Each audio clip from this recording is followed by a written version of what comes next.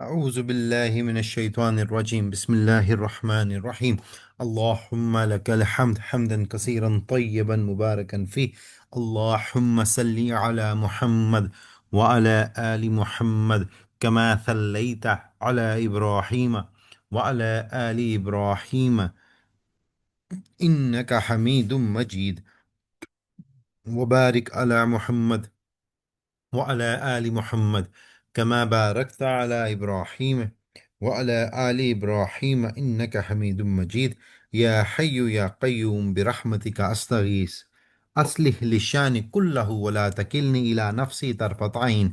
ربنا لا تزغ قلوبنا بعد إذ هديتنا وهب لنا من لدنك رحمة إنك أنت الوهاب. اللهم أجرنا من النار. اللهم أجرنا من النار. اللهم أجرنا من النار.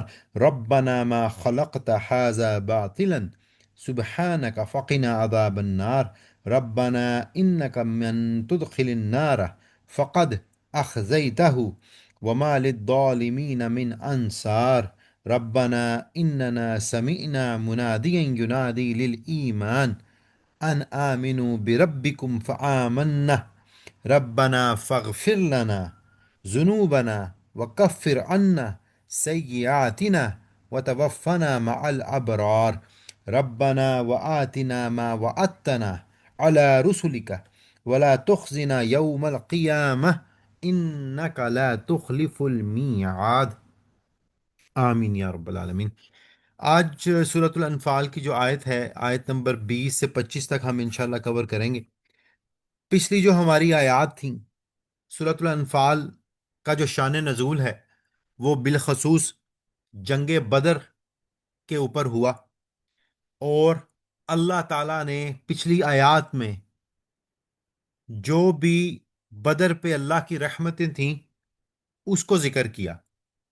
مثال کے طور پہ ہم نے پڑھا کہ مشرکین کو اللہ نے شکست کیسے دی، آسمان سے غیبی مدد آئی، بارش کا ہو جانا، دلوں کو سکون مل جانا، اور اس کے علاوہ ہم نے جنگ کی حکمت عملی کے بارے میں پڑھا کہ جنگ کے میدان سے آپ کس حالات میں بھاگ سکتے ہیں اور کس حالات میں آپ نہیں بھاگ سکتے۔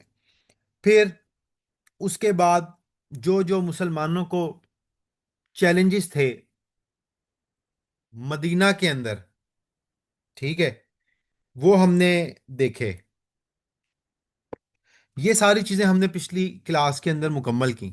آج کی جو آیات ہیں، اب یہ ایک وہی بات ہے کہ بالخصوص اس کا ایک شان نزول ہے، اور بالعموم یہ ہر ایک پہ لاگو ہوتی ہے۔ جیسے ابن مسعود رضی اللہ تعالیٰ عنہ کہتے ہیں کہ جب بھی قرآن میں یا ایھا الذین آمنوا کا لفظ آ جائے تو کانوں کو لگا لیا کرو۔ کیوں؟ کیونکہ اللہ کا کوئی حکم آ رہا ہے۔ تو اب ہم اس کو دیکھ لیتے ہیں۔ اعوذ باللہ من الشیطان الرجیم، بسم اللہ الرحمن الرحیم۔ یا ایھا الذین آمنوا اطیعوا اللہ ورسولہ ولا تولوا عنہ وانتم تسمعون۔ اے ایمان والو، اللہ کی اطاعت کرو اور اس کے رسول کی اطاعت کرو، اور اس کا کہنا ماننے سے روح گردانی مت کرو، اور تم سن لیتے ہی ہو۔ اب یہاں اللہ تعالیٰ بتا رہے ہیں، مطلب حکم آ گیا مومنوں کے لیے کہ اے مومنوں، اللہ اور اس کے رسول کی اطاعت کرو۔ اب آپ یہ دیکھیں کہ اطاعت کس کس چیز پہ لازمی ہے۔ غزوہ بدر ہو کے ہٹی ہے۔ اب کچھ مسلمان اس وقت ڈاؤٹ میں تھے، تو اب یہ نصیحت آ گئی کہ اللہ کی اطاعت ہر چیز میں کرنی ہے، نظام میں بھی کرنی ہے، جہاد میں بھی کرنی ہے، اصولوں پہ بھی کرنی ہے، حکمرانی میں بھی کرنی ہے، اور اطاعت جو بندوں کی اطاعت ہے اس میں بھی کرنی ہے۔ مطلب ہر چیز کا جو محو ہے نا، سینٹر ہے، مطلب سی پی یو ہے، وہ کیا ہے؟ اطاعت الہی اور اطاعت رسول اللہ صلی اللہ علیہ وسلم۔ کہ اگر آپ کو کوئی حکم دے دیا جائے تو حکم کو سن لینا ہی کافی نہیں ہے، اس پہ عمل کرنا ضروری ہے۔ اگر آپ کو کوئی حق بتا دیا جائے تو اس کو سن لینا ہی کافی نہیں ہے، اس پر عمل کرنا ضروری ہے۔ اگر آپ کو یہ بتا دیا جائے کہ زکوٰۃ فرض ہے، دینی ہے، تو اس پر عمل کرنا ہی ضروری ہے۔ اگر آپ کو بتا دیا جائے کہ دن میں 5 نمازیں آپ نے پڑھنی ہی پڑھنی ہیں، تو اس پر عمل کرنا ہی ضروری ہے۔ تو غرض کہنے کا یہ ہے کہ اللہ تعالی مومنوں کو یہاں یہی پیغام دے رہے ہیں کہ اللہ اور اس کے رسول کی اطاعت لازمی ہے۔ آگے دیکھیں، وَلَا تَكُونُوا كَالَّذِينَ قَالُوا سَمِعْنَا وَهُمْ لَا يَسْمَعُونَ، اور تم ان لوگوں کی طرح مت ہو جانا جو دعویٰ تو کرتے ہیں کہ ہم نے سن لیا، حالانکہ وہ سنتے سناتے چلیں جی کچھ نہیں ہیں۔ آزاد اب بہت خوش ہیں آپ قسم سے میں اتنا خوش ہوں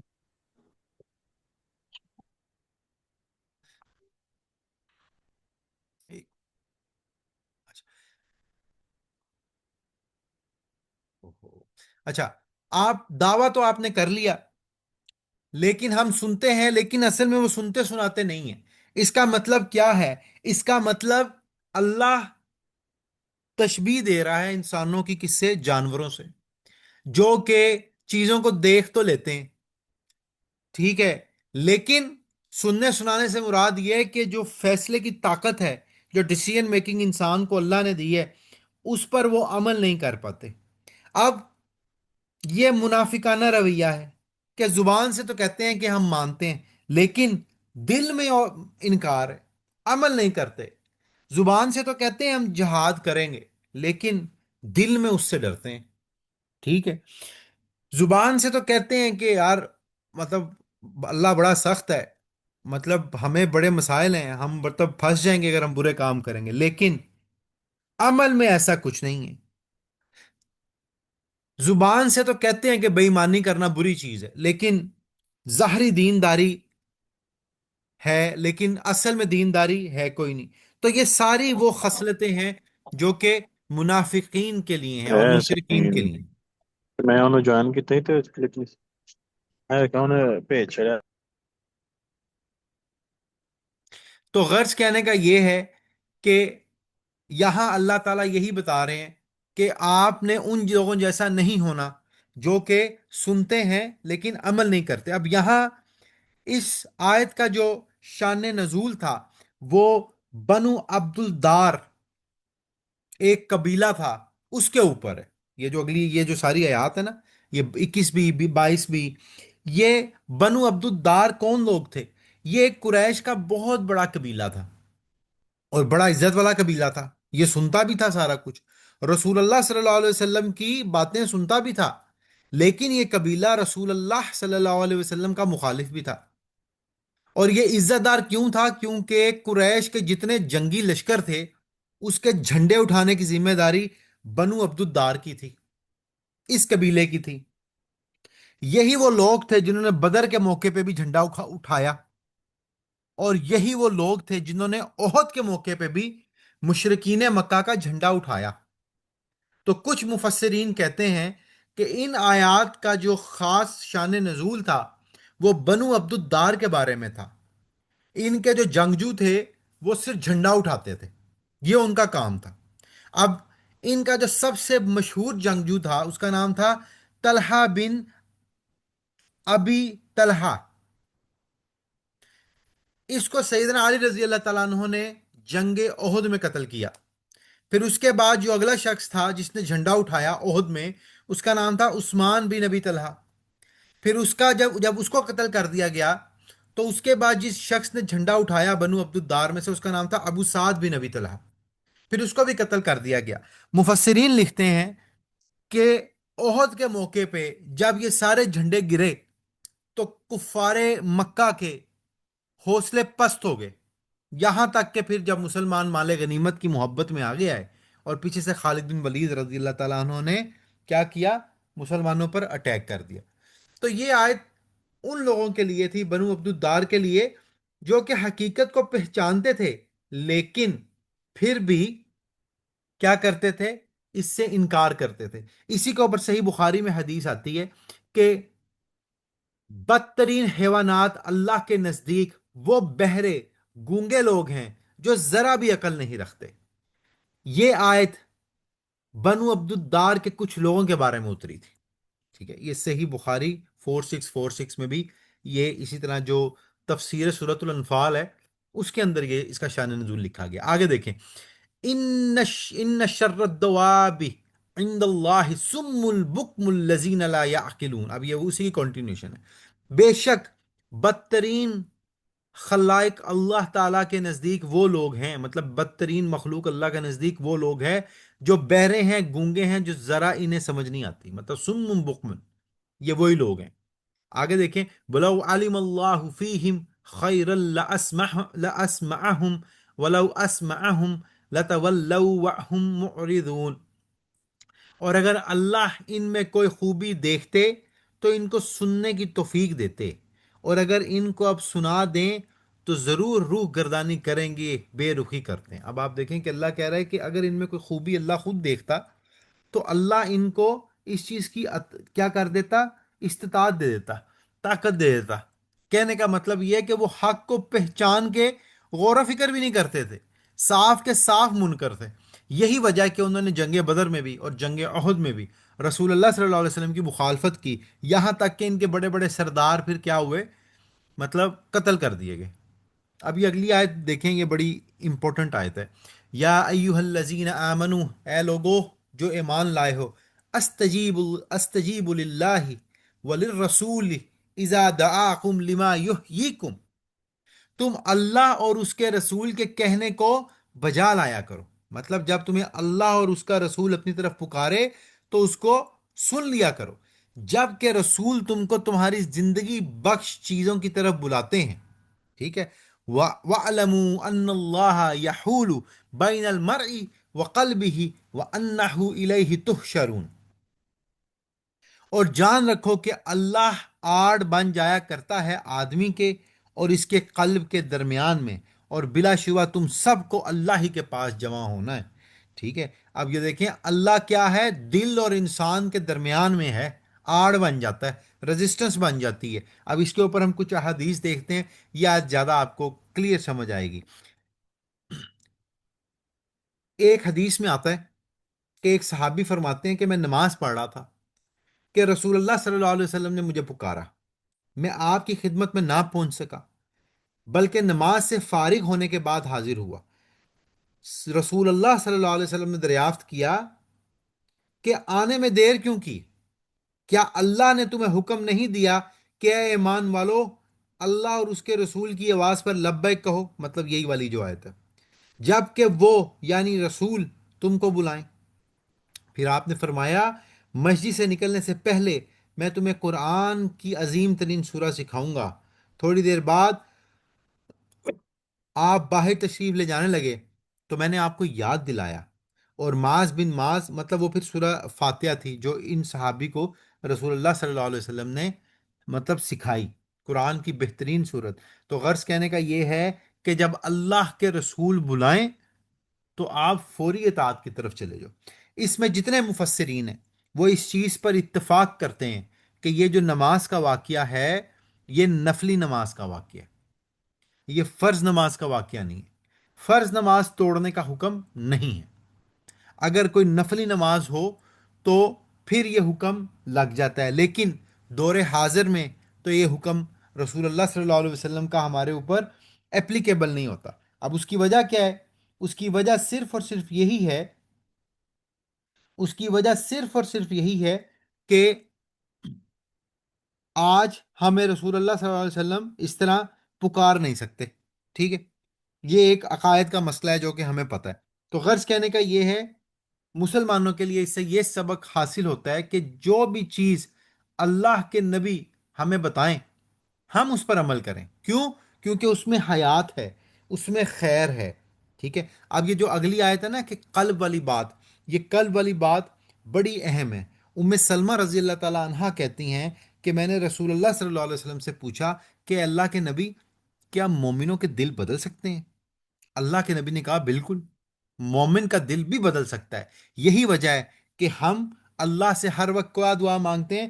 ربنا لا تزغ قلوبنا بعد اذ ہدیتنا وہب لنا من لدنک رحمہ انک انت الوہاب، کہ اللہ ہدایت کے بعد میرے دل کو بند نہ کرنا۔ ٹھیک ہے، یہ وہی بات ہے جہاں یہاں آتی ہے کہ وَعْلَمُوا أَنَّ اللَّهَ يَحُولَ بَيْنَ الْمَرْءِ وَقَلْبِ، کہ اللہ دل اور انسان کے درمیان ہے۔ اگر انسان کا دل مڑ گیا، ہدایت سے پھر گیا، تو انسان گمراہ ہو جائے گا۔ ٹھیک ہے، وہ حیات سے موت کی طرف چلا جائے گا۔ پھر ایک اور حدیث میں آتا ہے کہ رسول اللہ صلی اللہ علیہ وسلم کثرت سے یہ دعا کیا کرتے تھے۔ ایک دعا میں آپ کو بھیج بھی دوں گا: یا مقلب القلوب ثبت قلبی علی دینک، اے دلوں کے الٹنے پلٹنے والے، میرے دل کو دین پر ثابت قدم رکھ۔ ٹھیک ہے، میں نے عرض کیا یا رسول اللہ، ہم لوگ آپ پر اور آپ کی لائی ہوئی شریعت پر ایمان لے آئے، کیا آپ کو ہمارے سلسلے میں ابھی بھی اندیشہ ہے یا ڈر ہے؟ رسول اللہ صلی اللہ علیہ وسلم نے فرمایا، ہاں، لوگوں کے دل اللہ کی انگلیوں میں سے دو انگلیوں کے درمیان ہیں، جیسا چاہتا ہے انہیں الٹا پلٹا رہتا ہے۔ کہنے کا مطلب ہے کہ جیسا چاہے ان کا دل کیا ہو سکتا ہے؟ پلٹ سکتا ہے۔ تو اسی لیے یہ جو دعا ہے کہ اے اللہ ہمارے دلوں کو ثابت قدم رکھنا، ایمان کی طرف رکھنا، یہ دعا بڑی ضروری ہے۔ ہم یہی دعا پڑھتے ہیں نا: اللہم من احییتہ منا فاحیہ علی الاسلام ومن توفیتہ منا فتوفہ علی الایمان، کہ اللہ اسلام سے ایمان تک کی ہماری زندگی ہو۔ ایک اور حدیث میں آتا ہے کہ ہم نے رسول اللہ صلی اللہ علیہ وسلم سے سنا، بنی آدم کے سارے دل ایک دل کی صورت میں اللہ کی انگلیوں میں سے دو انگلیوں کے درمیان ہیں، وہ جس طرح چاہتا اسے گھماتا ہے۔ اس کے بعد رسول اللہ صلی اللہ علیہ وسلم نے فرمایا، اے اللہ، اے دلوں کو پھیرنے والے، ہمارے دلوں کو اپنی اطاعت پر پھیر دے۔ تو غرض کہنے کا یہ ہے کہ مجھے اور آپ کو اللہ سے یہی دعا کرتے رہنا چاہیے کہ اللہ ہمارے دلوں کو زندہ رکھ۔ کس سے؟ ایمان کی دولت سے۔ ٹھیک ہے، کیونکہ اگر دل زندہ رہیں گے، ٹھیک ہے، تو پھر ہی کامیابی ہے۔ اگر دل زندہ نہیں رہیں گے، ایمان کی طرف نہیں رہیں گے، تو پھر ناکامی ہی ناکامی ہے۔ جس طرح ہم یہ قرآن کلاس کرتے ہیں، اگر ہم یہ پڑھتے ہیں، اس کی تاثیر اللہ ہمارے دلوں میں ڈالتا ہے، تو دل زندہ رہے گا۔ اگر اس کی تاثیر دل میں نہیں ڈلتی اور ہم کوشش بھی نہیں کرتے، تو دل وقتاً فوقتاً with the passage of time, time کے ساتھ کیا ہو جائے گا؟ مردہ ہوتا جائے گا۔ تو اللہ سے یہ دعا ہمیں کرتے رہنا چاہیے۔ ٹھیک ہے، اور فخر اور غرور بھی نہیں کرنا چاہیے کہ ہم تو یہ نیک کام کر رہے ہیں، باقی ہم جو مرضی کرتے پھریں، ایسا بھی ہرگز نہیں۔ ٹھیک ہے، آج کی جو آخری آیت ہے وہ کیا ہے؟ وَاتَّقُوا فِتْنَةً لَا تُصِيبَنَّ الَّذِينَ ظَلَمُوا مِنْكُمْ خَاصَّةً وَاعْلَمُوا أَنَّ اللَّهَ شَدِيدُ الْعِقَابِ، اور تم ایسے وبال سے بچو کہ جو خاص انہی لوگوں پر واقع نہ ہوگا جو تم میں گناہ کرتے ہیں۔ اب اللہ فرما رہا ہے کہ جب بھی کسی کے اوپر سزا آتی ہے نا، تو سزا ایسے نہیں آتی ہے کہ خالی گناہ والے پکڑے جائیں گے۔ اللہ فرماتے ہیں کہ گناہ کے ساتھ ساتھ نیک لوگ بھی پکڑے جائیں گے، اور یہ جان رکھو کہ اللہ سخت سزا دینے والا ہے۔ ٹھیک ہے، اچھا، اس کے اوپر مزے کی چیز، مطلب انٹرسٹنگ دلچسپ بات یہ ہے کہ سیدنا حسن بصری رحمۃ اللہ علیہ کہتے ہیں کہ یہ آیت کا شان نزول علی، عمار، طلحہ اور زبیر کے بارے میں ہے۔ ٹھیک ہے، اب وہ کیسے ہے؟ دیکھیں، اس کی تفسیر میں حافظ ابن کثیر لکھتے ہیں رحمۃ اللہ علیہ، حضرت زبیر رضی اللہ عنہ سے کہا گیا کہ اے ابا عبداللہ، تمہیں کیا ہو گیا؟ امیر المومنین سیدنا عثمان رضی اللہ تعالیٰ عنہ کے قتل کر دیے گئے، تم نے عثمان کو کھو دیا، پھر ان کے خون کے دعوے دار بنتے ہو۔ اگر تمہیں اتنی ہی عثمان کی فکر تھی تو قتل کیوں ہونے دیا؟ ٹھیک ہے، سیدنا زبیر رضی اللہ تعالیٰ عنہ سیدنا عثمان بن عفان کے قتل کے دعوے دار بنے جب وہ شہید کر دیے گئے، تو اس کے اوپر لوگوں نے سیدنا زبیر سے کہا کہ ابا عبداللہ، آپ تم قتل کے دعوے دار کیوں بنتے ہو؟ جب عثمان کو شہید کیا گیا تب بھی تو تم وہاں موجود تھے، تب تم نے کیوں نہیں روکا؟ ٹھیک ہے، اور اس کے اوپر سیدنا زبیر رضی اللہ تعالیٰ عنہ فرماتے ہیں کہ ہمیں اللہ نے آزمائش میں مبتلا کر دیا، مطلب ہم اس آزمائش میں آ گئے۔ اور اس کے بعد انہوں نے یہ آیت پڑھی، وَاتَّقُوا فِتْنَةٌ لَا تُصِيبَنَّ الَّذِينَ ظَلَمُوا مِنْكُمْ خَاصَّةً، کہ برے لوگوں کی وجہ سے کا وبال اچھے لوگوں پر بھی آئے گا، مجرموں کی وجہ سے معصوم کو بھی سزا مل جائے گی، جس کو ہم کہتے ہیں نا کولیٹرل ڈیمیج، یا ہم کہتے ہیں گندم کے ساتھ گیہوں بھی پیس جاتا ہے، ٹھیک ہے؟ تو یہاں اس کے اوپر بات کی گئی۔ اب مزے کی بات، جو دلچسپ بات ہے، کہ جب سیدنا حسن بصری رضی اللہ تعالیٰ عنہ نے کہا کہ یہ آیت کا شان نزول علی، عمار، طلحہ اور زبیر کے بارے میں، اب آپ دیکھیں جب یہ آیت اتری، اب وہ انہوں نے کیوں کہا اس کا شان نزول ایسا ہے؟ کیونکہ یہ آیت بدر کے مقام پہ اتری۔ بدر پہ تو ایسا کچھ نہیں ہوا، بدر پہ تو مشرکین ہی مارے گئے، وہی لوگ قتل کیے گئے جو جنگ کرنے آئے، لیکن کچھ آیات ایسی تھیں قرآن میں جس نے فیوچر میں پوری فٹ ان بیٹھ گئی۔ اب جب جنگ سفین، جنگ جمل ہوئی، تو یہ آیات فٹ ان بیٹھ گئیں، ٹھیک ہے؟ اسی لیے حسن بصری رحمۃ اللہ علیہ نے اس کی مماثلت کی کہ یہ علی، عمار، طلحہ اور زبیر کے بارے میں۔ زبیر رضی اللہ تعالیٰ عنہ کا بیان ہے کہ ہم ہمیشہ یہ آیت پڑھتے رہتے تھے، لیکن خبر کیا خبر تھی کہ یہ ہم ہی پر سچی ہو جائے گی۔ مطلب جب وہ قرآن پڑھتے تھے تو وہ کہتے تھے کہ ہمیں کیا پتا تھا کہ یہ ہم ہی پر سچی ہو جائے گی۔ پھر اس کے بعد صدی رحمت اللہ علیہ کا خیال یہ ہے کہ یہ خاص کر اہل بدر کے حق میں اتری، ٹھیک ہے؟ جنگ جمل میں وہی اس کا مصادق بنے اور آپس میں لڑ بیٹھے، ٹھیک ہے؟ اس کے بعد ابن عباس رضی اللہ تعالیٰ عنہ کا خیال یہ ہے کہ مومنین کو حکم ہے کہ بدی کو اپنے اندر چلنے نہ دو، اور امر بالمعروف نہیں انل منکر ہمیشہ کرتے رہو، ورنہ تم پر بھی عذاب آ جائے۔ اور مفسرین کہتے ہیں کہ یہ اس تفسیر سب سے اچھی ہے جو ابن عباس نے کی، کہ مومنین کو چاہیے کہ گناہ کو عام ہوتے دیکھیں تو اس پر نہیں انل منکر کریں، ظلم کو عام ہوتے دیکھیں تو اس پہ نہیں انل منکر کریں، دین کو مطلب بگڑتا دیکھیں تو اس پہ نہیں انل منکر کریں، باطل کے سامنے کھڑا ہونا پڑے تو اس پہ نہیں انل منکر کریں۔ یہ بات ہم تسلسل کے ساتھ پڑھ چکے ہیں کہ امر بالمعروف کے ساتھ جب تک نہیں انل منکر نہیں ہوگا تبدیلی نہیں آئے گی۔ رسول اللہ صلی اللہ علیہ وسلم کو مشرکین مکہ نے کہا، سارے کام کر کے دیکھ لیے، اینڈ پر انہوں نے کہا یار چلو کمپرومائز کرتے ہیں، تم اپنے اللہ کو پوج لو، ہم اپنے اللہ کو پوج لیں گے، ٹھیک ہے؟ لیکن تم نے ہمارے بزرگوں کو، ہمارے اللہ کو برا نہیں کہنا، مطلب جو ان کی مورتیاں تھیں ان کو برا نہیں کہنا۔ رسول اللہ صلی اللہ علیہ وسلم نے فرمایا تم میرے دائیں ہاتھ پر چاند رکھ دو یا سورج رکھ دو بائیں پر، یا وائس ورسا، جو اللہ کمی بیشی معاف فرمائے، کوئی بھی مفہوم ہے اس کا، جو بھی مفہوم ہے، تو اللہ کے نبی نے فرمایا کہ تم بے شک میرے ہاتھوں پر سورج اور چاند رکھ دو، میں پھر بھی تمہارے جو بت ہیں ان کو برا کہوں گا، کیوں؟ نہیں انل منکر ضروری ہے۔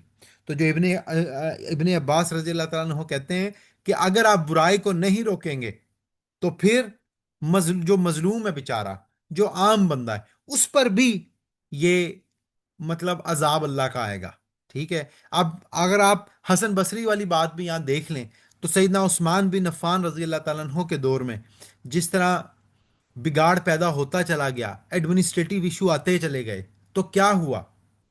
پھر بگاڑ اس حد تک بڑھ گیا، فتنہ اس حد تک بڑھ گیا کہ وہ فتنہ سیدنا عثمان بن عفان رضی اللہ تعالیٰ عنہ کو شہید کر گیا، مسلمانوں کو کمزور کر گیا۔ علی بن ابی طالب رضی اللہ تعالیٰ عنہ کے ساتھ مسلمانوں کی ری انفورس نہیں اس نے ہونے دی، مسلمانوں کے دڑے بن گئے، ٹھیک ہے؟ اور پھر جنگ سفین، جنگ جمل، جنگ سفین، جنگ نروان، مطلب اس طرح پھر یہ جنگ مسلمانوں کی آپس میں ہوتی چلی گئی، ٹھیک ہے؟ تو یہ ایک سیڈ پہلو تھا جو کہ اس آیت سے مفسرین تفسیر نکالتے ہیں کہ یہی وجہ ہے کہ ایسے چیزیں جو ہیں مطلب پھیلتی گئیں۔ ایک اور حسن حدیث ہے جس پہ میں کنکلوڈ کروں گا کہ رسول اللہ صلی اللہ علیہ وسلم نے فرمایا، اللہ کی قسم جب تک تم امر بالمعروف اور نہیں انل منکر کرتے رہو گے عذاب نہ آئے گا، اور جہاں بری باتوں سے تم نے روکنا چھوڑ دیا اور نیک کام کی ترغیب سے رک گئے تو اللہ تم پر سخت ترین عذاب بھیجے گا، پھر تم بے شک لاکھ دعائیں کرو تمہاری دعا قبول نہیں ہوگی۔ دور حاضر میں بھی امر بالمعروف نہیں انل منکر، ظلم کا ساتھ دینے والے اور ظلم کو ایکسپٹ کرنے والے، پھر کیا ہوتا ہے؟ ان پر بھی عذاب آتا ہے۔ عدالت کا انصاف اگر کسی امیر اور واسطے والے بندے کو نہیں پکڑتا اور عام عوام اس پہ کہتی ہے کوئی بات نہیں بیچاری، تو پھر ایک دن کیا ہوگا کہ جب ان کی باری آئے گی تو پھر ان پہ بھی کیا ہوگی؟ نا انصافی ہی ہوگی، ان کو بھی انصاف نہیں ملے گا۔ اللہ مجھے اور آپ کو حق بات سمجھنے کی اور اس پر عمل کرنے کی توفیق دے۔ اللہ میرے اور آپ کے دل کو اسلام کے ساتھ جوڑے رکھے، اور اللہ ہمارے دلوں کو اسلام کی طرف موڑے رکھے، ٹھیک ہے؟ اور اللہ ہمیں امر بالمعروف نہیں انل منکر کے اوپر عمل کرنے کی توفیق دے۔ سبحانک اللہم و بحمدک، اشہد اللہ الہ الا انت، استغفرک و اتوب الیک۔